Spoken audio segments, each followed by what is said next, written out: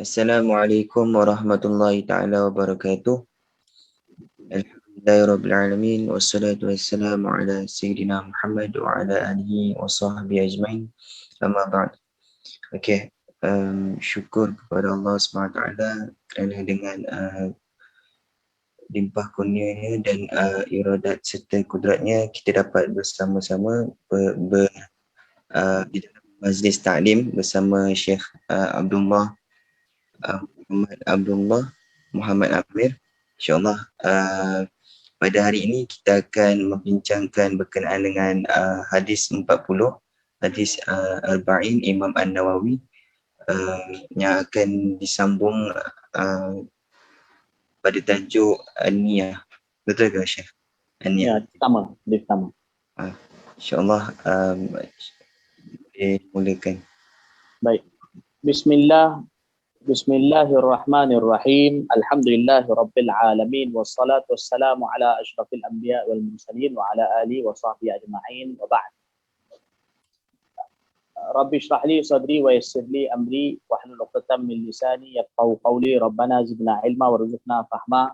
Subhanaka la ilma lana illa ma 'allamtana innaka antal alimul hakim wa la haula wa la quwwata illa billahil aliyyil azim. Assalamualaikum warahmatullahi wabarakatuh. Alhamdulillah, tuan-tuan dan puan-puan yang dirahmati Allah Ta'ala, hadirin hadirat di atas sekalian yang dirahmati Allah Subhanahu Wa Ta'ala. Kita akan kita akan sambung membaca kitab 40 hadis Al-Imam An-Nawawi rahimahullahu Ta'ala, bermula daripada hadis yang pertama.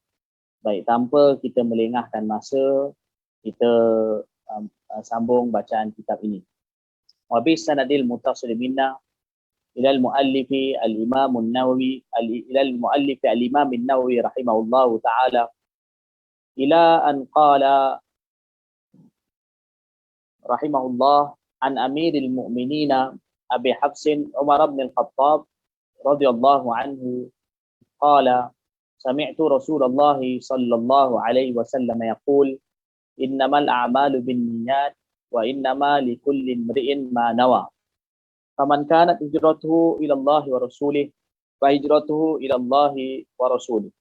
Wa man kanat hijratuhu lidunya yusibuha aw imra'atin yankihuha fa hijratuhu ila ma hajara ilaih. Rawahu Imam al-Muhaddithin Abu Abdillah Muhammad bin Ismail bin Ibrahim bin Mughirah bin Bardizbah al-Bukhari wa Abu al-Husain Muslim bin al-Hajjaj bin Muslim al-Qushayri an-Naisaburi radhiyallahu anhuma fi sahihaihima alladaini huma asahul kutubil musannafah.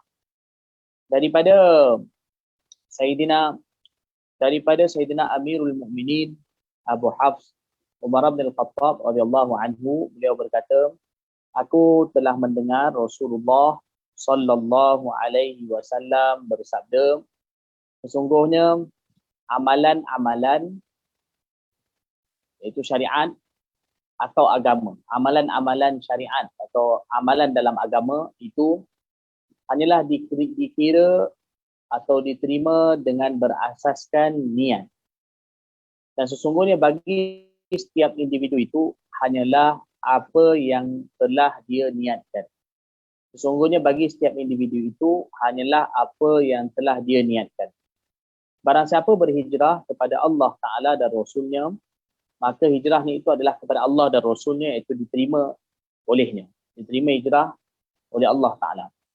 Dan barang siapa yang hijrahnya itu adalah kerana dunia yang akan dimilikinya atau wanita yang akan dikahwininya, maka hijrahnya itu adalah kepada apa yang telah dia niatkan, iaitu hijrah kerananya. Dua imam para ahli hadis dalam meriwayatkan hadis ini, iaitu Al-Imam Abu Abdillah Muhammad bin Ismail bin Ibrahim bin Mughirah bin Bardizbah al-Bukhari yang wafat pada tahun 296 Hijrah, dan Al-Imam Abu Husain Muslim bin Hajjaj bin Muslim al-Qushayri an-Naisaburi yang wafat pada tahun 261 Hijrah.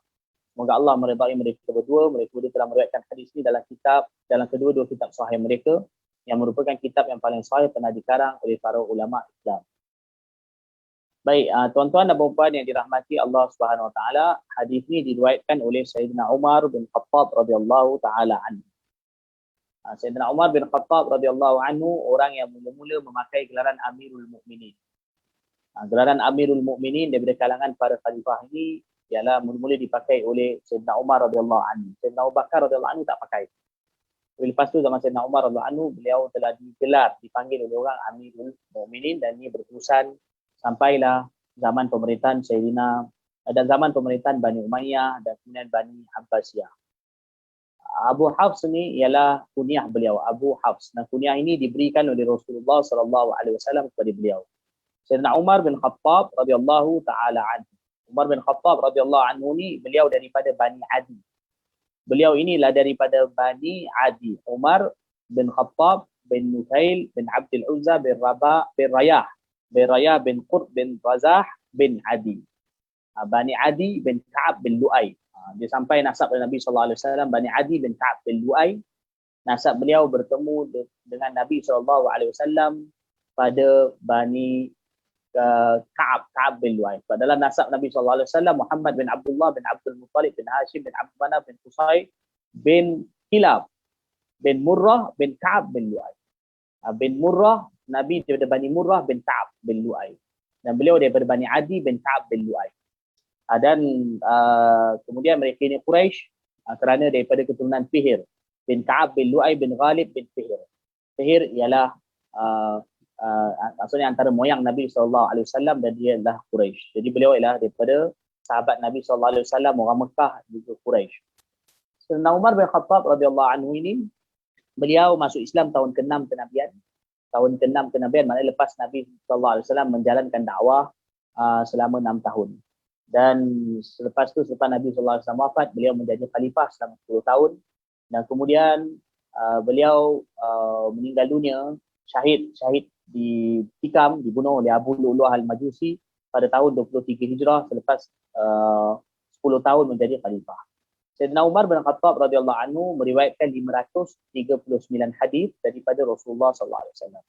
Beliau riwayatkan 539 hadis daripada Rasulullah sallallahu alaihi wasallam. Jumlah tu agak banyak, tidak terlalu banyak tapi kita kata agak banyaklah 539 hadis daripada Rasulullah sallallahu alaihi wasallam dan beliau adalah antara kalangan umat ini yang mulham. Mulham maksudnya diberi ilham oleh Allah Subhanahu wa taala.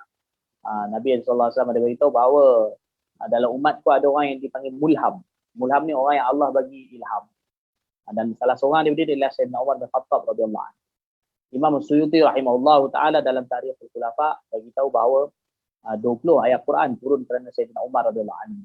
Mana kerana cadangan atau pandangan beliau 20 ayat Quran turun kerana beliau. Mana nak beritahu mulianya beliau di sisi Allah Subhanahu wa taala dan antara kemuliaan beliau yang tiada tolak bandingnya.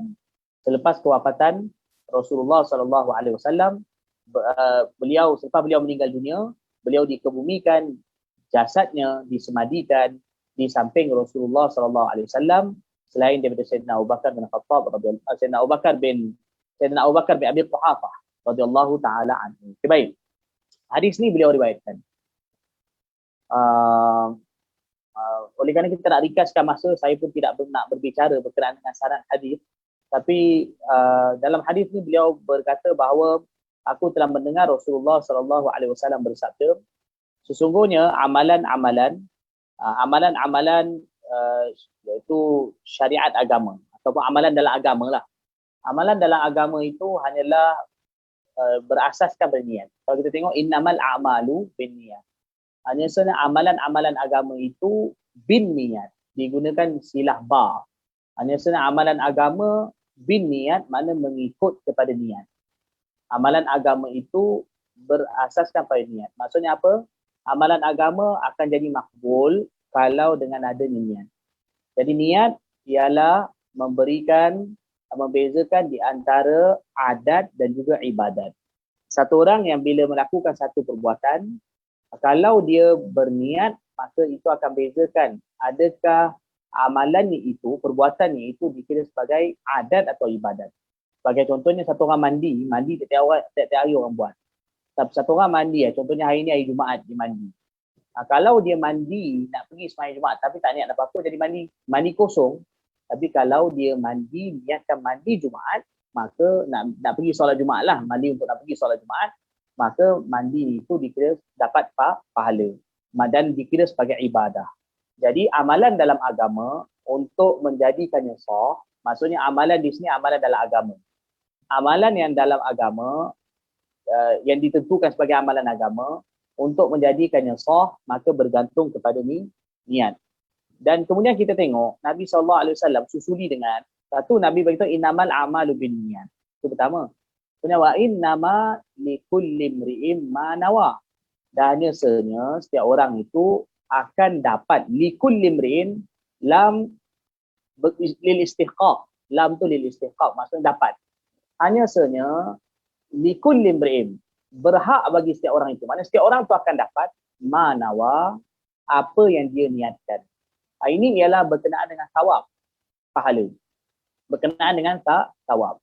Satu orang bila dia untuk jadi sah tak sah ibadat dia dengan niat. Kemudian bila dia berniat pula, maka dengan niat itu dia dapat pahala. Dan kalaulah dia dalam satu amalan, contoh kata dalam satu amalan, dia meniatkan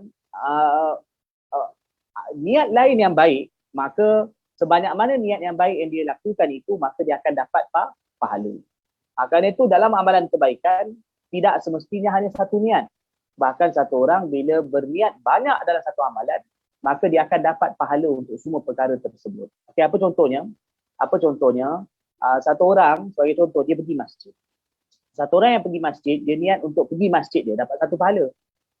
Satu pahala, dikira ibadah dan dapat satu pahala. Tapi kalaulah contoh kata dia niat pergi masjid, dan dia niat nak pergi masjid, nak bersedekah di masjid.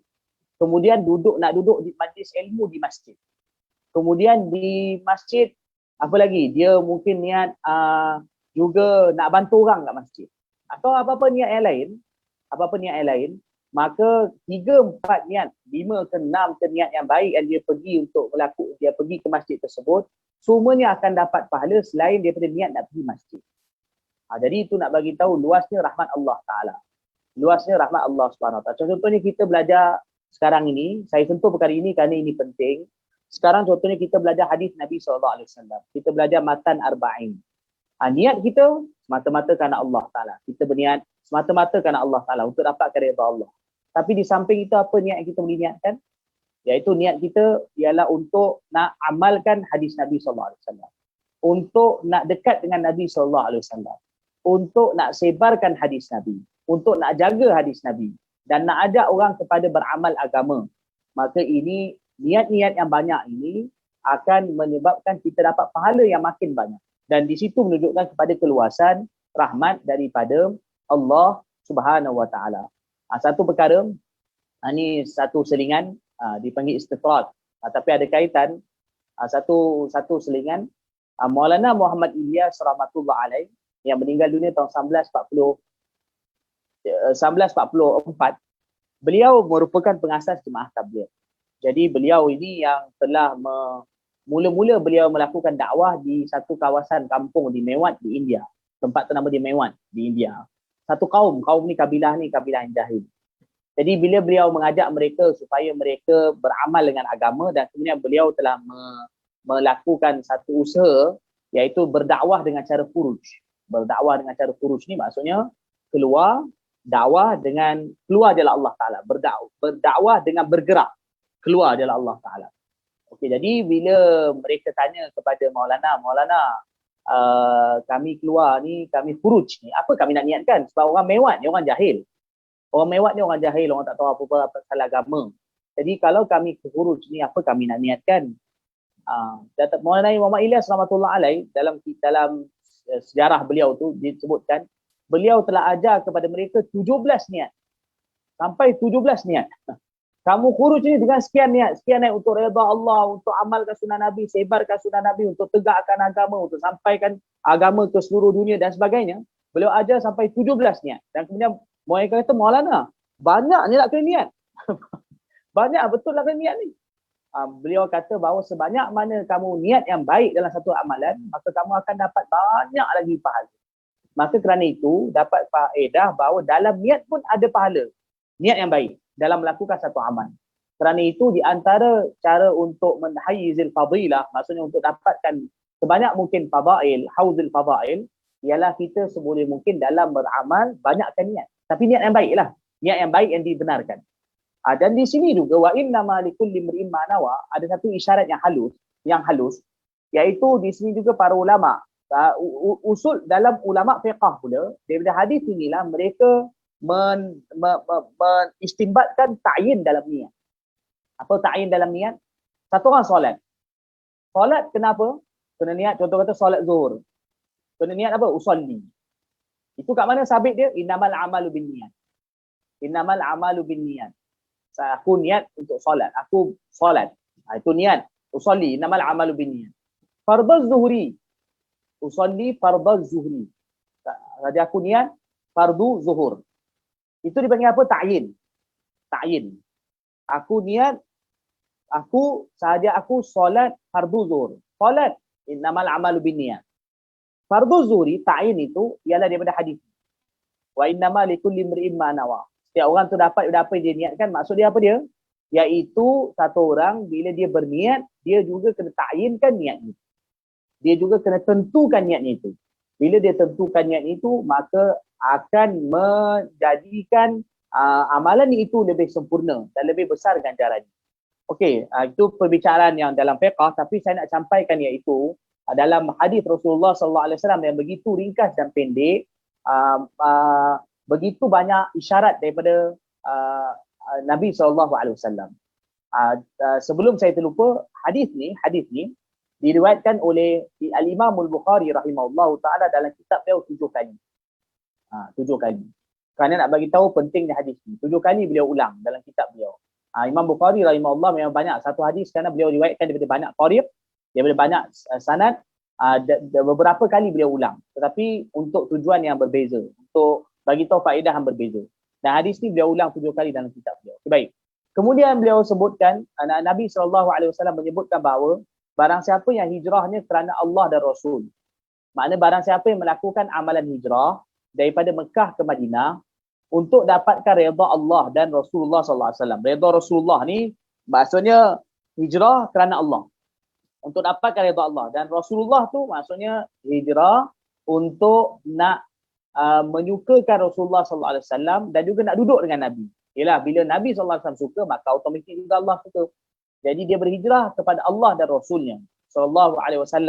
Maknanya hijrah daripada bumi Mekah ke bumi Madinah untuk dapatkan redha Allah dan juga untuk tinggal bersama Rasulullah SAW di bumi Madinah, duduk dengan Nabi di Madinah. Maka hijrah ni itu dikira untuk Allah dan Rasul.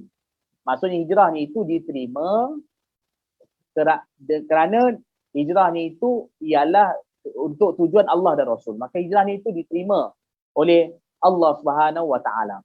Baik, tetapi barang siapa yang hijrah untuk dapatkan dunia, yusibuha, boleh terjemah kat sini dia kata kerana dunia yang akan dimilikinya. Atau boleh juga terjemah barang siapa yang berhijrah untuk mendapatkan dunia yang, itu dia disifat, jumlah tu dia disifat, ya dunia yang, jadi mausuf sifat tu.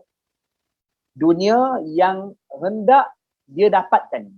Siapa yang berhijrah untuk dunia yang dia ingin dapatkannya, awi mra'atin yang tua, atau kerana wanita yang dia ingin nikahinya, untuk dia ingin kahwin dengan wanita tersebut, maka hijrah ni itu ialah mengikut kepada niatnya. Hijrah ni itu ialah mengikut kepada niatnya. Iaitu kalau satu orang dia hijrah untuk dapatkan tujuan dunia atau untuk apa-apa maslahat, maka dia hanya dapat apa yang dia nak. Dia boleh dapat apa yang dia nak, tapi pahala tak ada di sisi Allah Subhanahu Wa Taala. Okey, dalam hadis ni sebutkan amalan hijrah. Kenapa tuan-tuan dan puan-puan dirahmati Allah? Kerana dalam Islam, di antara amalan yang begitu agung ialah hijrah. Terutamanya pada zaman awal Islam.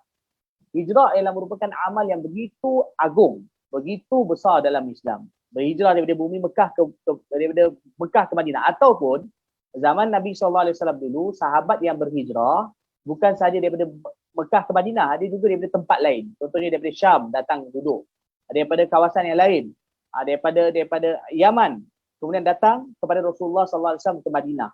Mereka duduk dengan Nabi. Amalan ini amalan hijrah, dan ini amalan yang sangat agung dalam Islam. Kenapa amalan ini begitu agung dalam Islam? Kerana amalan ini antara amalan yang paling utama menjadi sebab kepada tertegaknya Islam dan tersebarnya Islam ke seluruh alam. Kan itu amalan ini begitu hebat. Kan itu bila Nabi SAW berhijrah ke kota Madinah, maka dari kota Madinah lah kemudiannya tersebarnya Islam. Okey, baik. Jadi ini ada juga ulama hadis yang mereka menjelaskan antara sebab kenapa Nabi SAW sebutkan wanita yang ingin dinikahi, kerana ada satu orang wanita lelaki yang dia berhijrah untuk nak kahwin dengan satu orang perempuan nama Ummi Qais. Yang lepas tu dia diringkaskan cerita, akhirnya dapat kahwin dengan perempuan tu. Lelaki tu berhijrah kemudian dapat kahwin dengan perempuan. Maka lelaki itu dipanggil Muhajir Ummi Qais. Orang yang berhijrah kerana nak kahwin dengan Ummi Qais. Ummi Qais perempuan tu lah. Jadi dia dapat kahwin dengan perempuan tu. Tapi bila niat dia tu untuk kahwin, maka dia dapat kahwin lah. Tapi tak dapat pahala di sisi Allah Subhanahu Wa Taala. Tuan-tuan dan puan-puan dirahmati Allah Taala, jadi hadis ni ialah disebutkan hijrah, ialah nak bagi tahu bahawa kalaulah hijrah yang merupakan amalan yang paling besar sekalipun, tapi kalau dia niatnya salah, tak dapat pahala, maka lagilah kalau amalan yang lain. Maka sewajarnya kita perlu sentiasa membetulkan niat kita dalam amalan. Dalam amalan kita dituntut untuk memperbetulkan niat kita, kita menyemak niat kita, dan kita dalam setiap amalan kita perlu berusaha supaya kita melakukan amal itu ikhlas semata-mata kerana Allah Subhanahu Wa Taala. Okey, baik. Kemudian hadis yang ini banyak para ulama yang meletakkan hadis ini sebagai hadis yang pertama dalam kitab mereka. Termasuk juga Imam Nawawi rahmatullah alaih dalam 3 kitab beliau yang utama, Mata Arba'in, Riyadhus Shalihin dan Al-Adhkar. Imam Bukhari rahmatullah alaih, dan kemudian para ulama yang lain datang juga banyak mulakan hadis niat ini di tempat yang di hadis yang pertama kerana nak mengingatkan kita kepada pentingnya memperbetulkan niat dalam melakukan amalan agama. Siapa yang niatnya betul, Allah terima. Niat tak betul, maka tak diterima oleh Allah Ta'ala. Walaupun amal itu hebat, seperti contohnya amalan hijrah. Para ulama hadis berkata, bukan satu ulama, bahkan beberapa ulama, antara contohnya Imam Syafi'i rahmatullah alaih dan juga para ulama yang lain, mereka mengatakan hadis ni thuluthul Islam. Hadis ni ialah merupakan thuluthul Islam. Thuluthul Islam. 1/3 Islam. Kenapa? Kerana amalan manusia ini dia secara umumnya, kita kata amalan yang dia lakukanlah, ialah terbahagi pada 3. Satu amalan yang mana amalan qalbi, hati. Kemudian lidah, lisan. Satu lagi ialah dengan a'dha', jawarih, dengan jawarihnya, anggota badannya. Dengan anggota badannya. Jadi amalan niat ini ialah merupakan amalan hati. Jadi dia kan 3. 1/3 ialah hati, 1/3 lagi ialah lidah, 1/3 lagi ialah badan, anggota badan. Jadi niat ialah amalan qalbi, amal qalbi. Maknanya ialah 1/3 daripada amalan dalam Islam. Jadi kan itu hadis ni thuluthul Islam. Ada juga yang mengatakan 1/4, ada juga mengatakan ialah 1/3. Bahkan 1/2 pun ada. Hadis niat ni kalau kita tengok, ada ulama hadis kata 1/2, ada mengatakan 1/3, ada mengatakan 1/4. Berdasarkan pembahagian masing-masing. Hadis ni diriwayatkan oleh Imam Bukhari, Muslim. Maka dipanggil hadis muttafaq alaih. Muttafaq alaih maksudnya hadis yang diriwayatkan oleh Imam Bukhari dan juga Al-Imam Muslim. Al-Imam Al-Bukhari dan Al-Imam Muslim rahimahumullah dalam kitab mereka, dalam kitab sahih mereka. Dan hadis yang bila mereka berdua riwayatkan daripada perawi yang sama, maka hadis tu dipanggil muttafaq alaih. Syarat dari muttafaq alaih ni maksudnya ialah hadis tu hadis yang sama diriwayatkan oleh perawi yang sama. Siapa perawi dia? Sayyidina Umar radhiyallahu anhu. Sayyidina Umar radhiyallahu anhu, sahabat Sayyidina Umar radhiyallahu taala anhu. Maka hadis ni muttafaq alaih. Tapi kalaulah hadis tu sama tapi perawinya berbeza. Perawi contoh kata dalam kitab ni ialah sahabat lain. Kemudian yang ni sahabat lain, itu tak jadi muttafaq alaih. Itu tidak dipanggil muttafaq alaih, tak diistilahkan sebagai muttafaq alaih. Muttafaq alaih syarat istilah tu ialah mesti daripada perawi sahabat yang sama. Maksudnya dalam Bukhari hadis ini diriwayatkan oleh Sayyidina Umar radhiyallahu anhu, dan dalam Muslim pun diriwayatkan oleh Sayyidina Umar radhiyallahu anhu. Dan dalam maratibus sihhah, dalam kedudukan hadis sahih. Dalam kedudukan hadis sahih, dia ada 7 kedudukan tu. Dari segi kedudukan hadis sahih tu, dari segi kekuatan. Kalau kita tengok dari segi kedudukan hadis sahih, dari segi kekuatannya, kedudukan hadis sahih yang paling sahih paling kuat ialah bila hadis tu muttafaq alaih, diriwayatkan oleh Bukhari, Muslim serentak. Muttafaq alaih. Dia ada 7 semua. Tapi kita hanya nak bincang yang pertama tu lah. Kerana sekarang ni hadis ni diriwayatkan oleh Imam Bukhari dan juga Imam Muslim rahimahumullah, muttafaq alaih. Okey, baik. Sambung hadis yang kedua. Kita sambung hadis yang kedua.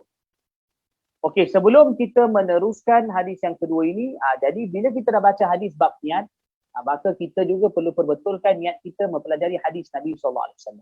Dan juga banyakkan niat baik belajar hadis Nabi SAW ini. Kan, tuan-tuan dan puan-puan dirahmati Allah, belajar hadis bukan setakat kita nak tahu sanad hadis, hafal hadis apa semuanya, tetapi yang penting ialah amal kita juga terkesan dengan hadis Rasulullah SAW tersebut. Para ulama hadis biasa menyentuh mengatakan bahawa siapa yang belajar hadis Nabi,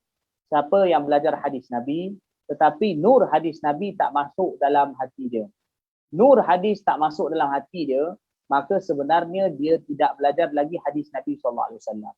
Apa maksud nur hadis yang dimaksudkan? Ialah amalan yang Nabi bagi tahu tak bawa dalam hidup dia lagi, maka itu masih lagi belum dikira dia belajar hadis Nabi SAW. Sambung. An Umar bin Al-Khattab radhiyallahu anhu aidan qala bainama nahnu, ini julusun ni ada perbezaan nuskah. Bainama nahnu inda, ada riwayat kata setengah nuskah bainama nahnu inda, ada setengah nuskah ada julusun. Sebab itu diletakkan dalam kurungan. Ini daripada cetakan Darul Minhaj. Okay. Bainama nahnu julusun inda Rasulillah sallallahu alaihi wasallam dzata yaum ittala alaina rajulun shadidu bayadi thiyab shadidu sawadi sya'ar. Sya'ri atau juga dalam setengah nuskah lain asy-sya'ari. Shadidu sawadi sya'ri la yura alaihi atharu safar wa la ya'rifu minna ahad hatta jalasa ila an-nabi sallallahu alaihi wasallam fa asnada rukbatayhi ila rukbatayhi wa wada'a kaffayhi ala fakhidayhi wa qala ya Muhammad akhbirni 'an al-Islam. Faqala Rasulullah sallallahu alaihi wasallam al-Islamu an tashhada an la ilaha illallah wa anna Muhammadar Rasulullah wa tuqima as-salah wa tu'ti az-zakah wa tasuma Ramadan wa ta'ujja al-baita in istata'ta ilayhi sabila. Qala sadaqta, qala fa'ajibna lahu yas'aluhu wa yusaddiquhu, qala fa'akhbirni 'anil iman, qala an tu'mina billahi wa malaikatihi wa kutubihi wa rusulihi wal yawmil akhir wa tu'mina bil qadri khairihi wa syarrihi. Qala sadaqta, qala fa'akhbirni 'anil ihsan, qala an ta'budallaha ka'annaka tarahu fa in lam takun tarahu fa innahu yarak. Qala fa akhbirni 'anis sa'ah. Qala mal mas'ulu 'anha bi'a'lama minas sa'il. Qala fa akhbirni 'an amaratiha. Qala fa akhbirni 'an amaratiha. Fa akhbirni 'an amaratiha. Sebentar. Fa akhbirni 'an amaratiha. Ada juga nuskah yang ditulis fa akhbirni 'an amaratiha, panjang. Fa akhbirni 'an amaratiha. Qala an talidal amatu rabbataha wa an taral hufata al-urata al-'alata ri'a asya'i yatatawaluna fil bunyan. Thumma intalaqa falabithtu maliyan thumma qala li ya Umar. Thumma qala li ya Umar. Sini thumma qala li Thumma qala li. Sini ada li mungkin ada setengah nuskah baca li, tapi kebanyakan nuskah matan arba'in, kebanyakan nuskah mata arba'in tidak ada li. Thumma qala ya Umar. Kebanyakan nuskah mata arba'in tidak ada li lah. Thumma qala ya Umar atadri manis sa'il? Qultu Allah wa rasuluhu a'lam. Qala fa innahu Jibrilu atakum yu'allimukum dinakum. Rawahu Muslim. Baik. Rawahu Muslim. Okey. Daripada Sayyidina Umar bin Khattab radhiyallahu anhu juga beliau berkata ketika kami sedang duduk di sisi Rasulullah sallallahu alaihi wasallam pada suatu hari, maka muncullah kepada kami seorang lelaki, pakaiannya sangat putih, rambutnya sangat hitam, tidak kelihatan padanya kesan-kesan permusafiran, tidak kelihatan padanya kesan-kesan permusafiran, dan tidak ada seorang pun dari kalangan kami yang mengenalinya. Sehinggalah dia lelaki itu, iaitu lelaki itu, dia duduk di hadapan baginda Nabi SAW. Kemudian dia menyandarkan kedua-dua lututnya dengan kedua-dua lutut baginda SAW yang mulia, dan meletakkan kedua-dua tangannya di atas kedua-dua peha baginda SAW yang mulia. Dan dia berkata, wahai Muhammad, beritahulah kepadaku tentang Islam.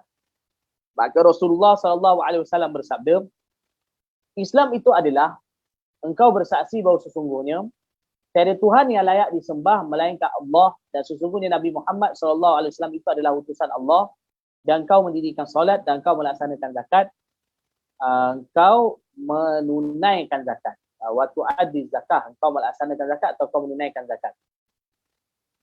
Waktu tasum Ramadan, waktu adil zakah, engkau memberikan zakat. Dan engkau berpuasa di bulan Ramadan. Serta engkau melaksanakan haji, sekiranya engkau mampu pergi ke sana. Dia berkata, benarlah sabdaanmu. Kami berasa takjub, iaitu heran terhadapnya. Dia bertanya kepada baginda SAW, dan dia juga yang membenarkan jawapan baginda SAW. Dia berkata lagi, beritahulah daku tentang iman. Baginda SAW bersabda, engkau beriman dengan Allah Ta'ala, para malaikatnya, kitab-kitabnya, rasul-rasulnya, dan hari akhirat, serta engkau beriman dengan takdir ketentuannya, yang baik atau yang buruk. Dia berkata, benarlah sabdaanmu. Kemudian dia berkata lagi, beritahulah daku tentang ihsan. Baginda SAW bersabda, kamu beribadat kepada Allah Ta'ala seolah-olah kamu melihatnya, dan sekiranya kamu tidak melihatnya, sesungguhnya dia melihat kamu.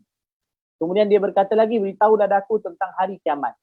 Baginda SAW bersabda, pihak yang ditanya tidaklah lebih mengetahui tentang perkara ini berbanding pihak yang bertanya. Mana orang yang ditanya tidaklah lebih mengetahui tentang perkara ini berbanding orang yang bertanya. Dia berkata, maka beritahulah daku tentang tanda-tandanya. Baginda SAW bersabda, apabila si ibu melahirkan tuannya, dan apabila engkau melihat orang yang tidak berkasut dan telanjang, lagi miskin, serta mengembala kambing, saling berlumba-lumba meninggikan bangunan, iaitu binaan. Kemudian dia lelaki itu pun berlalu pergi, dan aku pun tinggal terdiam, tidak bertanya agak lama. Falabithu maliyan. Baik, aku tinggal beberapa tempoh yang agak lama. Baik. Setelah itu, baginda SAW bersabda kepadaku, wahai Umar, baginda bertanya kepadaku, wahai Umar, adakah kamu mengetahui siapa yang bertanya itu? Dulu yang tanya itu siapa? Aku berkata, Allah dan Rasulnya lebih mengetahui. Baginda SAW pun bersabda, sesungguhnya dia adalah Jibril, dia telah datang kepada kamu bagi mengajar kamu tentang agama kamu. Imam Muslim rahmatullahi alaih telah meriwayatkan hadis ini. Hadis ini diriwayatkan oleh Imam Muslim. Baik. Tuan-tuan dan puan-puan yang dirahmati Allah, kita tengok hadis ni dari segi Arab dia, tengok yang matan Arab. Kita tengok hadis ni yang matan Arabnya. Lihat matan Arabnya. Baik. An Umar bin Al-Khattab radhiyallahu anhu. Daripada Sayyidina Umar bin Al-Khattab radhiyallahu anhu juga aidan qala. Beliau berkata, bainama nahnu julusun 'inda Rasulillah sallallahu alaihi wasallam dzata yaum. Makna bainama ketika kami sedang duduk-duduk di samping Rasulullah sallallahu alaihi wasallam pada satu hari. Id itu maksudnya tiba-tiba. Id dipanggil id fujaiyah. Id fujaiyah makna tiba-tiba. Tiba-tiba tala'a alaina. Tala'a alaina maksudnya muncul. Tiba-tiba muncul kepada kami, tiba-tiba datang kepada kami. Tala'a alaina maksudnya muncul. Tiba-tiba muncul kepada kami rajulun syadidu bayadul thiyab. Seorang lelaki yang sangat putih pakaiannya. Syadidu sawadi sya'r, sangat hitam rambutnya. La yura alai atharu safar, tidak dilihat, tidak kelihatan padanya kesan permusafiran. Wala ya'rifu minna ahad, dan tak ada siapa pun yang mengenalinya antara kami. Ini Jibril alaihissalam datang. Jibril alaihissalam datang berupa lelaki. Datang berupa lelaki yang tak dikenali. Jibril alaihissalam datang kepada Rasulullah sallallahu alaihi wasallam pernah dengan rupanya yang asal, dan pernah juga berupa lelaki yang dikenali, pernah juga berupa tak dikenali. Ini kalau kita tengok dalam kitab hadis yang lain tadi disebutkan bahawa Jibril alaihissalam, macam Ibnu Qayyim Jauziyah sebutkan 7 keadaan Jibril alaihissalam datang kepada Rasulullah sallallahu alaihi wasallam. Tapi yang kita nak maksudnya bentuk wahyu lah. Tapi salah satunya ialah Jibril alaihissalam datang dalam rupa lelaki yang tak dikenali. Dan kemudian dia bertanya kepada Rasulullah sallallahu alaihi wasallam beberapa soalan yang penting dalam Islam. Baik. Jibril alaihissalam datang dengan pakai pakaian yang begitu bersih dan dengan rambut yang hitam. Para ulama menyebutkan bahawa ini di antara adab untuk bertemu dengan Nabi SAW. Adab untuk hadir ke majlis ilmu. Mana orang yang datang ke majlis ilmu maka disunatkan dia pakai pakaian bersih dan juga dia punya penampilan dia ialah penampilan yang baik. Kerana itu ini antara adab dengan ilmu. Maksudnya datang nak jumpa Nabi SAW. Maka kita kalau duduk dalam majlis Nabi, datang dalam majlis ilmu disunatkan berkeadaan demikian. Jadi bila datang duduk depan Nabi SAW, Jibril alaihissalam merapatkan lututnya pada lutut Nabi SAW dan letakkan tangannya atas peha Nabi SAW. Kenapa beliau lakukan demikian? Ialah kerana nak tunjukkan keadaan bahawa beliau sungguh-sungguh nak bertanya satu perkara yang penting kepada Nabi SAW. Seolah macam kita datang sebagai satu orang yang begitu mendesak keadaannya sehingga datang duduk rapat sampai lutut dan lutut bertemu. Kemudian dia letak pula tangan atas lutut atas peha Nabi SAW. Ini nak tunjukkan keadaan berhajat. Keadaan berhajat. Maka orang yang belajar ilmu juga bila mereka hadir dalam majlis ilmu juga kena tunjukkan keadaan berhajat. Kerana itu cara duduk juga memainkan peranan. Antara yang saya suka sebutkan, kadang-kadang contohnya macam kita tengok ada para ulama. Sebagai contoh kalau di Malaysia ni, antara para ulama yang cukup mengambil berat berkenaan dengan duduk ketika majlis ilmu. Bahkan juga masa saya belajar di Pakistan juga, di madrasah di Pakistan, saya lihat bahawa di sana para pelajar yang belajar ilmu, mereka tak boleh melunjur kaki. Apa lagi? Tak boleh duduk bersandar. Tak boleh duduk bersandar. Maksudnya orang yang belajar ilmu, tidak boleh duduk bersandar. Kemudian cara duduk juga ialah sama ada duduk tahiyat. Maknanya bukan dengan cara duduk yang menunjukkan istighna' pada ilmu. Tapi di tempat kita ni tidaklah demikian. Mungkin kerana kita tak ditekankan perkara tersebut. Tapi yang kita lihat di antara masyayikh para ulama di Malaysia ini, sebagai contohnya Syekh Nuruddin Marbu Al-Banjari hafizahullah ta'ala. Beliau begitu mengambil berat dalam majlis ilmu. Pertama, beliau sendiri duduk dengan begitu beradab. Beliau duduk dengan tahiyat awal. Dan juga, apa dia lagi? Bahkan beliau begitu pantang, kalau ada orang duduk dalam majlis ilmu, duduk dalam bentuk istighna'. Istighna' macam seolah kata, aku tak perlu berilmu. Duduk lunjur kaki. Duduk apa dia? Duduk dalam keadaan bersandar. Kemudian duduk macam gaya macam tak nak belajar. Beliau tegur benda tu. Walaupun kadang-kadang orang tu berumur pun kadang-kadang beliau tegur dalam majlis beliau. Apa faedah yang kita dapat? Iaitu daripada hadis ni, iaitu tunjukkan bahawa satu orang yang bila duduk dalam majlis ilmu juga, ialah tunjukkan duduk dalam keadaan beradab. Bahawa saya perlukan, saya memerlukan. Islam bermakna tunduk. Jadi Jibril alaihissalam tanya kepada Rasulullah sallallahu alaihi wasallam berkenaan dengan apa dia? Islam. Jadi Nabi sallallahu alaihi wasallam bagi tahu bahawa Islam tu kamu bersaksi tiada Tuhan melainkan Allah. Dan bahawasanya Muhammad ialah Rasulullah. Muhammad itu ialah utusan Allah Ta'ala dan kamu mendirikan solat. Di sini disebutkan mendirikan solat, bukan hanya menunaikan solat. Mendirikan solat ialah solat itu ditunaikan dengan caranya yang sempurna untuk mendapatkan keredaan Allah Ta'ala. Itu makna mendirikan solat. Dia bukan di sini yang disebutkan waktu saliyah, tetapi waktu qimah solat. Mendirikan solat. Mendirikan solat ialah solat itu ditunaikan dengan cara yang sempurna. Iaitu dengan adab-adab, dengan syarat dan rukun dan juga bahkan dengan perkara yang sunat berkaitan dengan dia. Termasuk juga antara dia berjemaah dan sebagainya. Waktu dia zakat, menunaikan zakat iaitu pada orang yang berhak, kepada mustahiqin, kepada orang yang berhak. kemudian berpuasa di bulan Ramadan dan menunaikan haji di Baitullah. Menunaikan haji di Baitullah sekiranya kamu mampu sampai pergi kepadanya. Maknanya haji ini antara rukun Islam, tetapi ia adalah disyaratkan istita'ah. Mana haji ialah syarat di istita'ah, mampu. Kalau satu orang tu tak mampu, maka dia tak wajib bekerjakan haji. Jadi haji yang wajib tu berapa kali? Dalam seumur hidup sekali saja. Seumur hidup haji hanya wajib sekali. Satu orang tu tunaikan. Okey, baik. Umrah pun sekali. Dalam mazhab Syafi'i bagi tahu bahawa haji dan umrah ialah diwajibkan sekali. Kemudian soalan yang seterusnya iaitu kemudian lelaki itu berkata bahawa kamu benar. Jadi kami pun heran, dia bertanya tetapi dia pula membenarkan Nabi SAW. Maknanya sahabat radhiyallahu anhu mereka heran. Lelaki tadi datang nampak macam sungguh-sungguh nak tanya.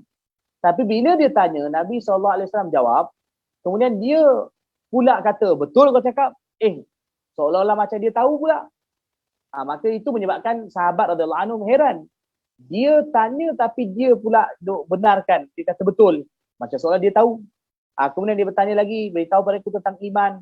Maka Nabi SAW bersabda, beriman pada Allah, malaikatnya, beriman pada malaikatnya, makna malaikat Allah Subhanahu Wa Taala. Iaitu beriman bahawa mereka tu wujud. Beriman kepada kewujudan mereka. Mereka ialah makhluk Allah Ta'ala yang diciptakan daripada cahaya. Okay, baik. Dan beriman kepada kitab-kitabnya, kitab Allah Subhanahu Wa Taala, kan, iaitu 4 kitab, kan, iaitu Taurat, Zabur, Injil dan Quran. Beriman ni makna beriman kepada kitab tersebut Allah Ta'ala turunkan, kitab yang asal. Itu wajib beriman bahawa kitab itu daripada Allah Subhanahu Wa Taala yang asal diturunkan.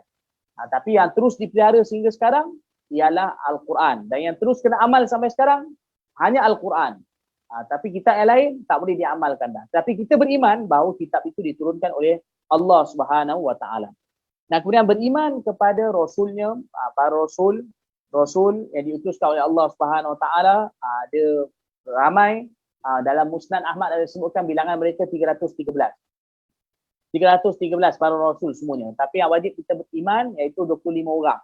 Kerana 25 orang ni disebutkan di dalam Al-Quran dan juga di dalam hadis secara jelas lah. Maksudnya dia wajib beriman kepada 25 orang rasul. Dan beriman kepada Yaumul Akhir. Kalau kita terjemah Yaumul Akhir, hari yang akhir. Hari yang akhir maksudnya apa dia? Hari kiamat. Jadi, kenapa hari kiamat dipanggil Yaumul Akhir? Kerana sekarang ni kita hidup dalam kehidupan dunia. Sekarang kita hidup dengan kehidupan dunia. Kita wajib beriman bahawa dunia ini ada pengakhiran. Dunia ini ada nihayah, ada pengakhiran. Dan permulaan kepada dan pengakhiran kepada kehidupan dunia ialah dengan berlakunya hari kiamat. Bila kiamat berlaku, maka itulah hari yang terakhir bagi dunia. Oleh kerana itu hari kiamat dipanggil hari yang akhir. Hari yang akhir bagi dunia ini. Maka dipanggil hari kiamat. Maka beriman kepada hari kiamat dan apa yang berlaku selepas ini. Baik. Wa tu'mina bil qadar khairi wa syarri, dan beriman berketentuan Allah Ta'ala baik dan buruk semua datang daripada Allah Ta'ala. Maksudnya ketetapan tu Allah yang tetapkan. Allah Subhanahu Wa Ta'ala yang tetapkan, maka ini merupakan rukun iman. Rukun Islam 5 tadi, dan rukun iman 6 yang kita baca ini. Ini kesemuanya ialah merupakan rukun. Maknanya apa dia? Asas yang paling utama, tonjang utama dalam iman dan juga Islam. Jadi iman tonjang utama ni 6 rukun. Kita kata tunjang ataupun tiang utama 6. Dan rukun Islam tunjang utamanya ialah 5. Kenapa saya sebutkan perkara ini? Kita kena faham bahawa bila kita menceritakan berkenaan dengan iman dan juga Islam, maka begitu luas dia punya cakupan. Iman dan Islam ni ialah begitu luas cakupannya. Perkara yang berkaitan dengan iman begitu banyak kalau kita nak sentuh. Dan juga begitu juga perkara yang berkaitan dengan amalan Islam. Begitu banyak ibadat-ibadat yang lain. Al-Quran tak sebut pun. Zikir tak sebut pun. Tapi kita kena faham yang disebutkan dalam hadis ini ialah merupakan arkan, tunjang, yang mana tak sah iman dan Islam seseorang tanpa ni. Bila kita nak kata satu orang tu Muslim, mukmin, maka mesti kena ada 6 dan 5. Maksudnya mesti kena, kalau mukmin atau orang tu beriman, maka dia kena ada 6 perkara. Dan kemudian Islam mesti kena 5 perkara ini. Jadi yang utamanya ialah iman, kemudian iman itu mesti berserta dengan rukun Islam. Rukun Islam itu ialah menyempurnakan iman tersebut, atau kita kata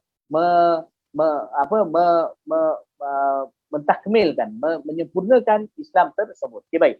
Seterusnya ialah ihsan. Jibril alaihissalam bertanya berkenaan dengan ihsan. Maka Nabi SAW berkata bahawa, bersabda bahawa kamu beribadah kepada Allah. Anta'budallah ka'annaka tarah. Kalau kat bawah tu terjemah dengan anta'budallah, kamu beribadah. Anta'budallah tu kita terjemah dengan beribadah.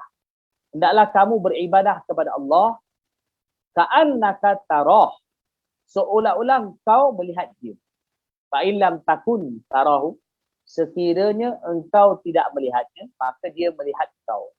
Ini para ulama sebutkan, iaitu satu orang bila dia beribadat, maka dia maqam yang tinggi. Sebenarnya ini perbincangan yang panjang, tapi saya ringkas saja, iaitu maqam yang tinggi ialah dia merasakan dia lihat Allah Ta'ala. Tapi Nabi SAW sabdakan bahawa ini sukar, ataupun boleh kata orang tak akan dapat, susah nak dapat, tapi kamu taklah rasa sekurang-kurangnya Allah Ta'ala melihat kamu.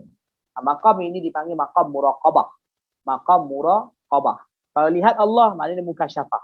Kalau kita rasa Allah lihat kita, maka ini dipanggil maqam muraqabah.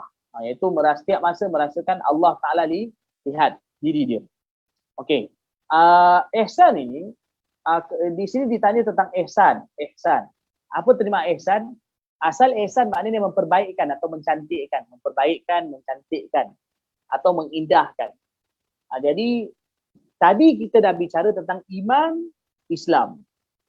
Iman dan Islam itu ialah kena ada serentak.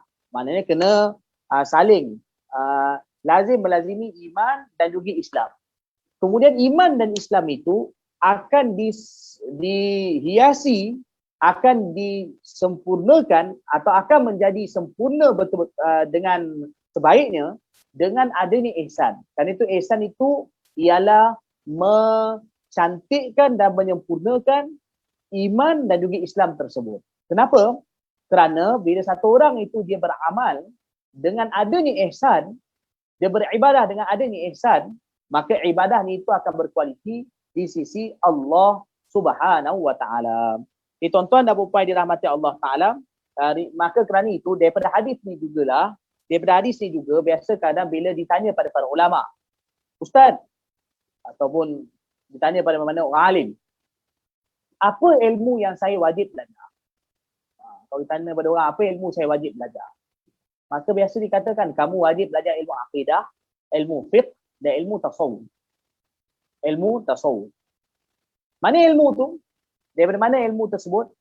Jadi bila kita bicara tentang iman, itu ialah ilmu akidah, aqaid, akidah. Kemudian bila bicara tentang ilmu Islam, dan syahadat Allah Muhammad Rasulullah, solat, puasa, zakat, haji, itu ialah ilmu fiqh. Perbicaraan ilmu fiqh. Dan kemudian tasawuf. Maka itu ialah ilmu ihsan. Ilmu ihsan. Maka satu orang belajar ilmu iman, itu akidah. Belajar ilmu fiqh ialah belajar ilmu Islam, maka itu ialah fiqh. Dan belajar ilmu ihsan, maka itu ialah tasawuf. Itu ialah merupakan tasawuf. Maka ketiga-tiga ilmu ini ialah ilmu yang penting. Maknanya bahagian yang penting dalam pengajian Islam. Maka kan itu ilmu akidah wajib belajar, ilmu fiqh wajib belajar, dan ilmu tasawuf juga wajib belajar. Dan ilmu tasawuf itu menyempurnakan iman dan Islam tersebut. Jadi tuan-tuan dan puan-puan yang dirahmati Allah Subhanahu Wa Taala, tiga perkara ini ialah disebut sebagai rukun agama. Tapi kemudian ada satu lagi pertanyaan. Jibril alaihissalam tanya, beritahu kepada aku tentang kiamat. beritahu pada aku tentang kiamat. Sa'ah, kiamat. Maka Nabi SAW bersabda, mal mas'ulu anha, tidaklah orang yang ditanya tentang ni. Siapa dia? Aku maksudnya. Tidaklah orang yang ditanya tentang ni. Maksudnya tidaklah aku yang ditanya ini bi'a'lama, lebih tahu daripada engkau yang bertanya. Mal mas'ulu anha bi'a'lam yasa'il, tidaklah aku yang ditanya ini lagi tahu daripada engkau yang bertanya. Apa maksudnya? Adakah nak bagi tahu bahawa Jibril tu tahu? Tak. Tak. Maksudnya itu, aku tak tahu, engkau pun tak tahu. Kau tanya, kau tak tahu. Tapi aku kau tanya tak tahu. Kau tanya pada aku dan aku juga tak tahu macam kau tak tahu. Itu maksud dia. Jadi bukan maksudnya Nabi kata tidaklah ditanya lebih tahu daripada Sa'il, maksud nak bagi tahu Sa'il yang bertanya itu tahu. Tak, seperti mana engkau tak tahu, maka aku juga tak tahu. Kau yang bertanya pada aku tak tahu. Kau juga pun tak tahu. Sama-sama tak tahu. Tapi Jibril AS kata, kalau macam tu, bagi tahulah pada aku apa alamat kiamat. Nabi SAW bagi tahu bahawa hamba perempuan melahirkan Rabbatah, tuan perempuan. Rabbatah ni maknanya tuan perempuan. Ini ada juga syarah dalam syarah hadis beritahu bahawa akan banyak satu hari nanti hamba perempuan. Tapi itu dah berlalu, iaitu pada zaman Khalifah Bani Abbasiyah banyak yang hamba perempuan. Tapi ada juga mengatakan bahawa yang dimaksudkan dengan ibu melahirkan anak hamba perempuan iaitu anak menderhakai ibunya. Anak perempuan menderhakai ibunya. Biasanya anak perempuan dia lebih sayang pada ibunya. Tetapi bila anak perempuan yang sepatutnya sayang pada ibu, dia menderhakai ibunya, maknanya iaitu menunjukkan di antara alamat kiamat. Dan kau melihat orang-orang yang mana miskin. Orang miskin yang berkaki ayam, pakaian tak sempurna, mengembala kambing, tetapi mereka berlumba-lumba meninggikan bangunan. Ini antara tuan-tuan dan puan-puan dirahmati Allah, ini antara alamat kiamat yang pertengahan. Al-Imam Sayyid Muhammad bin Rasul Al-Barzanji Al-Husaini ada karang satu kitab nama Al-Isya' li Ashratis Sa'ah. Ini sikit perakhiran, kita nak tutup majlis dah. Dalam kitab beliau itu, beliau telah membahagikan alamat kiamat dengan pembahagian yang begitu cantik. Al-Imam Sayyid Muhammad bin Rasul Al-Barzanji Al-Husaini, beliau karang satu kitab nama Al-Isya' li Ashratis Sa'ah. Jadi dalam kitab tu beliau telah bahagikan pembahagian kiamat, alamat kiamat dengan pembahagian yang sangat cantik. Apa dia? Pertama beliau kata alamat kiamat. Satu ialah alamat kiamat yang telah zahir dan alamat kiamat tu dah habis. Tak berulang dah semula. Contohnya macam pembunuhan Sayyidina Umar, pembunuhan Sayyidina Uthman, berlakunya pemerintahan Bani Umayyah, Bani Abbasiyah. Alamat kiamat tu dah habis dan telah berlalu dan tak berulang dah lagi. Itu yang pertama. Yang kedua, alamat kiamat yang dah berlaku tetapi dia berulang kali berlaku, terus berterusan berlaku, berulang kali. Contohnya macam berlakunya zina dan sebagainya, banyak orang minum arak dan seumpamanya. Ini ialah berulang kali. Dia telah zahir tapi berulang kali, berterusan. Ini alamat kiamat yang nombor 2. Yang nombor 3 ialah alamat kiamat ketika hampirnya kiamat, iaitu dipanggil alamat kiamat yang besar. Yang ketika hampirnya kiamat, yang mana alamat kiamat tu bila satu habis akan ditukar dengan yang lain. Dan kemudian sampailah berlaku di kiamat. Jadi beliau bahagikan 3 alamat kiamat. Pertama, alamat kiamat yang telah zahir dan telah habis. Yang kedua, alamat kiamat yang telah zahir dan dia berulang kali berlaku sampailah sebelum berlakunya alamat kiamat yang ketiga. Alamat kiamat yang ketiga ialah alamat kiamat iaitu yang dia zahir ketika hampir kiamat, dan bila dia zahir, dia akan bersilih ganti satu persatu, dia tak akan berulang lagi sampailah kepada berlakunya kiamat. Itu contoh itu yang diberitahu dalam hadis, iaitu datangnya asap, Ya'juj, datangnya Dajjal, kemudian matahari terbit daripada barat, kemudian juga datangnya Ya'juj, Ma'juj, turunnya Nabi Isa alaihissalam dan lain-lain alamat kiamat. Itu alamat kiamat yang ketiga. Jadi yang Nabi SAW bagi tahu dalam hadis ni ialah alamat kiamat yang bentuk yang kedua. Kalau berdasarkan pembahagian tadi. Kalau berdasarkan pembahagian tadi itu ialah alamat kiamat yang nombor 2, alamat kiamat jenis yang kedua. Yang dah berlaku dan kemudian berulang kali berlaku, dan alamat kiamat yang nombor 2 ini secara umumnya semuanya dah berlaku pada zaman kita ini. Kalau kita tengok yang Nabi SAW sampaikan, zaman kita ini semua dah berlaku. Semua dah berlaku. Tapi berterusan berlaku. Dan bila akan berlaku yang nombor 3, hanya Allah Subhanahu Wa Taala saja yang tahu. Itu dalam urusan Allah Taala yang penting untuk kita mempersiapkan diri. Jadi tahu alamat kiamat berfaedah, Tetapi yang berfaedah itu ialah sebenarnya kita bukan saja tahu tapi membuat persiapan untuk kiamat dengan meningkatkan iman dan amal soleh. Baik, kemudian Jibril AS berlalu, lepas tu Nabi SAW tanya, Umar tahu tak siapa yang tanya tu? Sayyidina Umar radhiyallahu anhu berkata bahawa Allah dan Rasul lebih mengetahui. Maka kemudian Nabi SAW itu Jibril datang nak mengajar pada kamu agama kamu. Maka kan itu hadis ni, iman, Islam, ihsan ialah merupakan perkara yang penting dalam agama. Kerana itu hadis ni dipanggil hadis yang menceritakan tentang arkanuddin, rukun-rukun asas dalam agama. Rukun-rukun asas dalam agama iaitu iman, Islam dan juga ihsan. Kemudian mengetahui alamat kiamat ialah mendorong kita, mengetahui alamat kiamat ialah mendorong kita supaya kita terus memantapkan iman, Islam dan ihsan tersebut.